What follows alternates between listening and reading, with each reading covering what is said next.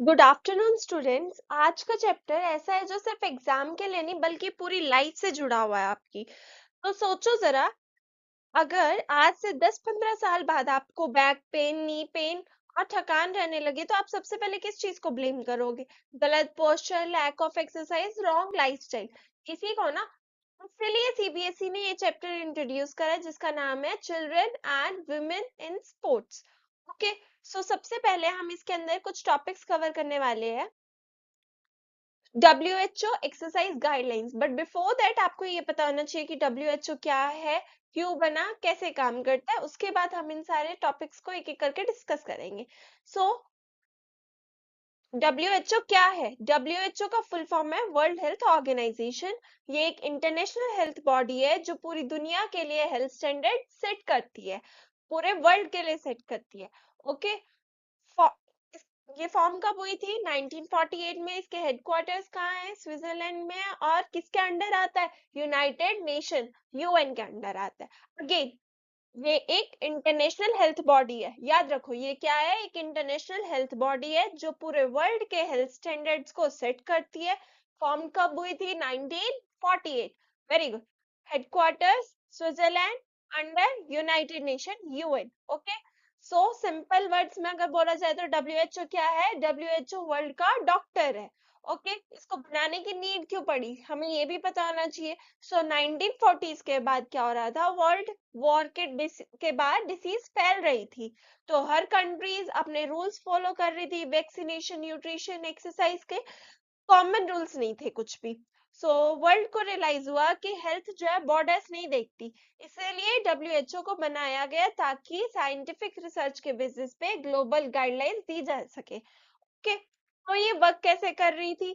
Doctors and scientist के data पे काम कर रही थी, और जो रिसर्च स्टडीज हो रही थी उसे एनालाइज किया जा रहा था, फिर डिफरेंट कंट्रीज के हेल्थ डाटा को कंपेयर करके उसके बेसिस पे रिकमेंडेशंस दी जा रही थी।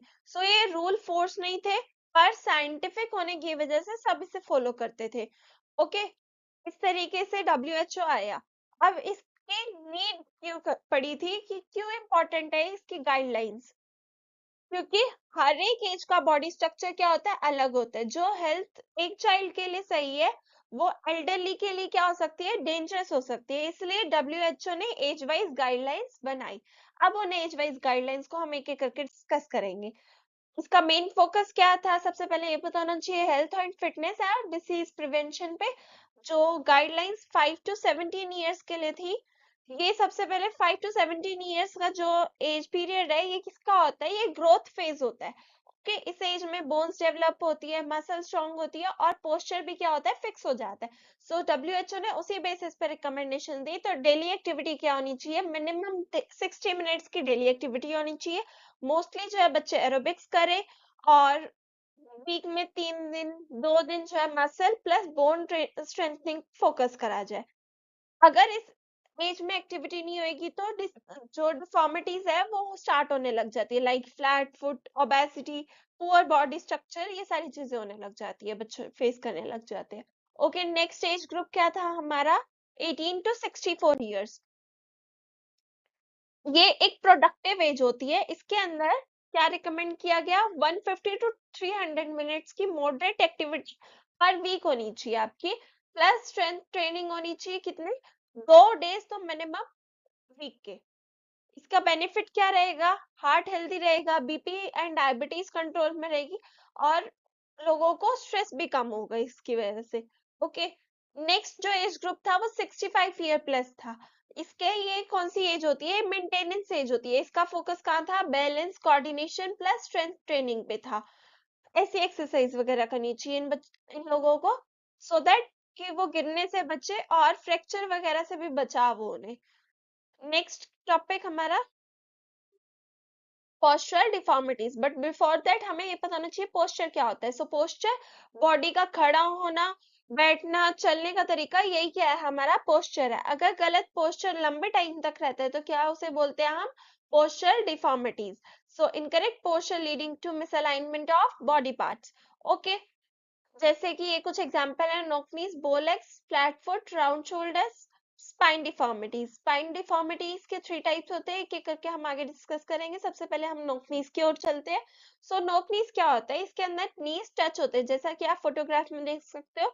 नीज टच है और एंकल्स जो है, हमारा एंकल पार्ट है वो अलग अलग है। इसका रीजन क्या होता है? लेग वीकनेस हो गया, विटामिन डी की कमी, और ओवरवेट, बचपन में लाइक गलत वॉकिंग स्टाइल जो होता है उसकी वजह से नोक नीज हो जाते हैं। सो इसके प्रॉब्लम्स क्या रहते हैं? जो वो प्रॉब्लम्स फेस करते हैं, भागने में आपको पेन होता है, बैलेंस इशू, नी इंजरी का रिस्क, ये सारी चीजें रहती है। इसको करेक्ट करने का तरीका क्या है? आउटर एज वॉकिंग की जाए, लाइक पैर को बाहर वाले साइड पर लेकर चलना, हॉर्स राइडिंग हो। नेक्स्ट क्या है हमारा? बो लेग्स है। बो लेग्स जो है इसका बिल्कुल ऑपोजिट है नॉक नीज का। इसके अंदर क्या होता है? एंकल्स टच होते हैं और नीज क्या होते हैं? अलग अलग रहते हैं। इसका रीजन क्या रहेगा? कैल्शियम डेफिशिएंसी, रिकेट्स, और चाइल्डहुड में न्यूट्रिशन प्रॉब्लम, ये इसका रीजन रहते हैं। इसके अंदर वॉक भी ऑपोजिट, जैसे उसमें आउटर एज वॉकिंग कर रहे थे, इसके अंदर क्या करनी है? इनर एज वॉकिंग करनी है, प्लस स्क्वाट्स वगैरह करनी है। जो स्क्वाट्स होंगे वो प्रॉपर पोस्चर के साथ होने चाहिए, गलत पोस्चर के साथ होंगे तो ये बेनिफिट नहीं देंगे आपको नॉर्मल लेग्स में आने में। ओके। सो बो लेग्स और नॉक नीज क्या है? आपस में बिल्कुल ऑपोजिट है। आप फोटोग्राफ में देख सकते हो, दोनों फोटोग्राफ्स एक साथ लगा रखे हैं। नॉक नीज में क्या है? नीज टच है और इसमें दोनों नीज क्या है? अलग अलग है। और एंकल्स इसमें टच है बो लेग्स में, और नॉक नीज में क्या है? एंकल्स अपार्ट है। ओके। नेक्स्ट टॉपिक क्या है हमारा? Flat foot. ये क्या होता है? इसके अंदर आर्क डेवलप नहीं होता। जो नॉर्मल फीट होता है ना, इसके अंदर ऐसे आर्क होता है। आप फोटोग्राफ में इधर भी देख सकते हो, इधर भी देख सकते हो। ये रेगुलर फीट है, हमारा नॉर्मल है। इसके अंदर आर्क डेवलप हो रखा है, बट इसके अंदर क्या है? Absence of arc, arc he available नहीं है, फुट आर्क नहीं है। तो इसका रीजन क्या रहता है? जो फुट मसल्स होते हैं वो वीक होते हैं, जेनेटिक्स हो सकता है। और इसमें प्रॉब्लम क्या आती है? पेन होता है, जल्दी से थकान होती है, और बैलेंस करने में प्रॉब्लम आती है। सो इसको ठीक कैसे कर सकते हैं हम? इसके करेक्टिव मेजर्स रहेंगे तो वॉकिंग करें, सिर्फ टोज पे चले, हील्स जो है जमीन से ऊपर रहनी चाहिए, हमारा जो हील पोर्शन है। ठीक है। उससे क्या होगा? आर्क मसल्स हमारी स्ट्रांग होएगी। बेयर फुट जो है सैंड पे के ऊपर वॉक करो। नेक्स्ट क्या है हमारा? Round shoulder. सो इसमें शोल्डर्स जो है बेंड फॉरवर्ड, आगे की ओर झुक जाते हैं। इसको मेनली क्यों हो जाते हैं? जैसे मोबाइल जो आप नीचे रख के देख रहे हो, तो नेक और शोल्डर्स जो है आगे मूव हो जाएंगे। देखिए यहाँ नेक भी आगे फॉरवर्ड बेंड हुआ है, और शोल्डर्स भी आगे फॉरवर्ड बेंड हुए हैं। ओके। मसल्स जो है एडेप्ट हो जाती है ऐसे। ये ये तो इसी पोस्चर में बैठते हैं, तो मसल्स उससे अकॉर्डिंग एडेप्ट कर लेती है आपकी पोजीशन को। गलत पोजीशन, जो सिटिंग पोस्चर होता है, लाइक झुककर बैठना, बैक सपोर्ट ज्यादा देर तक ना लेना, और जो स्क्रीन लेवल जो है वो आंखों से नीचे की ओर देखना ज्यादा देर तक, तो हम जो है अपना फेस भी डाउन होके जो है आगे फॉरवर्ड बेंड करेंगे ना, तो इसकी वजह से ये चीजें हो जाती है। सो इसका जो करेक्टिव मेजर्स रहेंगे वो स्ट्रेचिंग रहेगी, स्ट्रेचिंग एक्सरसाइज बैक की प्लस चेस्ट की, और करेक्ट सेटिंग हैबिट्स हो तो उससे ये ठीक होने लग जाता है आपका पोस्चर। फिर है हमारा स्पाइनल डिफॉर्मिटीज। ये थ्री टाइप्स के होते हैं। सबसे पहला जो इसका टाइप रहेगा वो काइफोसिस रहेगा। काइफोसिस में क्या होता है? जो अपर बैक जो है वो बाहर की ओर मूव हो जाती है। सी ये बाहर की ओर निकला हुआ है ना, ये पोस्चर ऐसे स्ट्रेट होता है, बट ये बाहर की ओर ऐसे निकल गया, तो ये काइफोसिस हो गया। ओके। तो इसके कॉजेस क्या रहेंगे? पुअर पोस्चर, और जो बैक है वो वीक है, कमजोर है। तो और इसके एक्सरसाइजेस क्या रहेंगे ताकि ये ठीक हो जाए? तो भुजंग आसन कर सकते हैं, प्लस स्ट्रेचिंग एक्सरसाइज करोगे तो इसका जो स्पाइन का कर्वेचर है वो सही होने लग जाता है। नेक्स्ट होता है लॉर्डोसिस। इसके अंदर क्या होता है? जो लोअर बैक, वो अपर बैक था काइफोसिस, और इसके अंदर जो है लोअर बैक, ये लोअर बैक के ये अंदर की ओर चला गया। ये नॉर्मल स्पाइन है, प्लस ये अगर अंदर की साइड चला गया तो ये इन्वर्ट कर्व आ गया। इसके कॉजेस क्या रहते हैं? वीक एब्स हो, पोर्ट बेली हो, तो इसकी वजह से लोडोसिस हो जाता है। प्लस इसकी एक्सरसाइज क्या रहेगी? पेल्विक टिल्ट हो गया, और एब्डोमिनल मसल्स वगैरह, एब्डोमिनल स्ट्रेंथनिंग करोगे तो ये ठीक होता है। नेक्स्ट क्या है? स्कोलोसिस। स्कोलोसिस में क्या है? ये साइड स्पाइनल कर्वेचर होता है। ये आइदर लेफ्ट साइड भी हो सकता है, प्लस राइट साइड भी हो सकता है। ओके, तो इसके कॉजेज क्या रहेंगे? जेनेटिक हो सकता है, और अगर कोई मसल जो है पुल हो जाए तो उसकी वजह से हो जाता है। तो इसके करेक्टिव मेजर्स क्या रहते हैं? मेडिकल सुपरविजन प्लस एक्सरसाइज वगैरह, साइड स्ट्रेचिंग वगैरह करोगे तो उससे ठीक होता है। बट इसके अंदर मेडिकल सुपरविजन बहुत जरूरी है। Okay, next, women participation in sports. तो आज के टाइम पे देखोगे कि बहुत सारी फीमेल्स है जो इंस्पायर कर रही है मॉडर्न टाइम पे। उन्होंने मेडल्स जीते, इंडिया को ग्लोबल स्टेज पे प्राउड फील करवाया है। तो गर्ल्स को स्पोर्ट्स के लिए और लड़कियों को भी इंस्पायर किया इवन।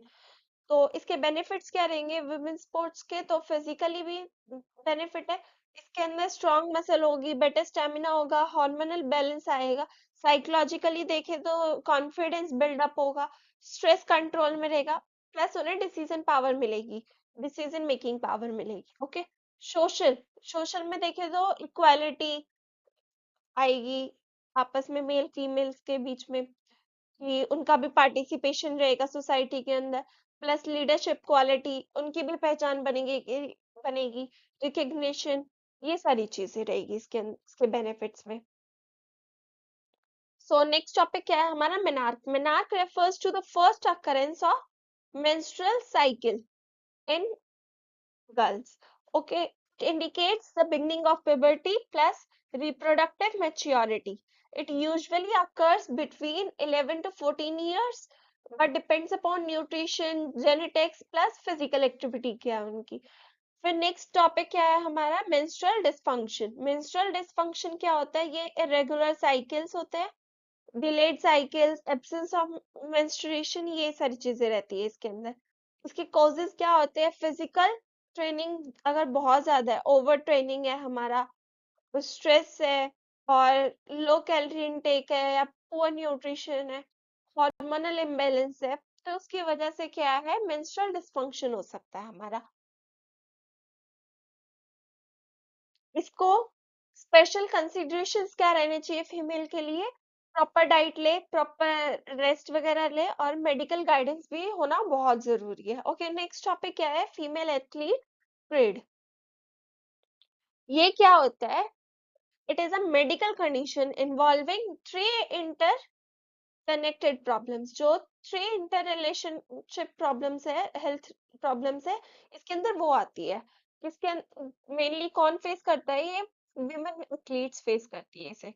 सो ईटिंग डिसऑर्डर्स, जो इसके कंपोनेंट्स रहेंगे, ये तीन रहेंगे। सबसे पहले उसमें क्या है हमारा? Eating disorder. उसके अंदर अगर इनसफिशिएंट कैलोरी इनटेक हो, आइदर वो कम हो, ज्यादा हो, और क्यों? अगर वो कम, मोस्टली तो वो कम लेते हैं। कम क्यों लेते हैं? ताकि उन्हें फियर होता है वेट गेन ना हो जाए उनका, फिर भागने में उन्हें प्रॉब्लम आएगा। सो नेक्स्ट है एमेनोरिया। ये क्या होता है? Absence of menstrual cycle. और नेक्स्ट, उससे नेक्स्ट क्या है हमारा? ऑस्टियोपोरोसिस। ये लो बोन डेंसिटी होती है। इसको याद करने का तरीका बताती है, ये एक चेन रिएक्शन है अगर देखा जाए तो। कम फूड खाएंगी तो हार्मोनल इम्बैलेंस आएगा, खाना कम लोगे तो आप, इससे क्या होगा? आपका मेंस्ट्रुअल साइकिल जो है वो डिस्टर्ब होगी। जब वो डिस्टर्ब होगी तो अपने आप वीक बोन्स वगैरह भी होने लग जाएंगे। सो ये एक तरीके से एक चेन रिएक्शन है, एक के बाद एक चीज होती रहेगी आपके। तो ये मेनली कौन फेस करता है? फीमेल एथलीट्स जो है वो ये तीन प्रॉब्लम्स को फेस करती है, याद रखना, ये इंटर रिलेटेड है आपस में तीनों प्रॉब्लम्स।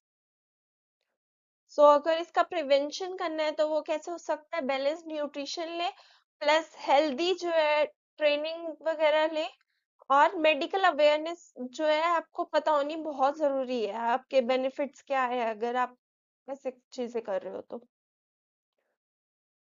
फिर इसका कंक्लूजन में क्या रहेगा? अगर healthy children and empowered women क्या करेंगे?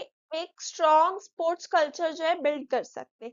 सो फिजिकल एजुकेशन एक सब्जेक्ट नहीं है आपका, ये एक लाइफ स्किल है देखा जाए तो। मुझे एक चीज बताओ, क्या इस चैप्टर को हमें लाइटली लेना चाहिए? नहीं ना। सो हेल्दी लाइफस्टाइल के लिए आप जो है डेली स्पोर्ट्स एक्टिविटीज करते रहो। Okay, now see you in next video. Bye.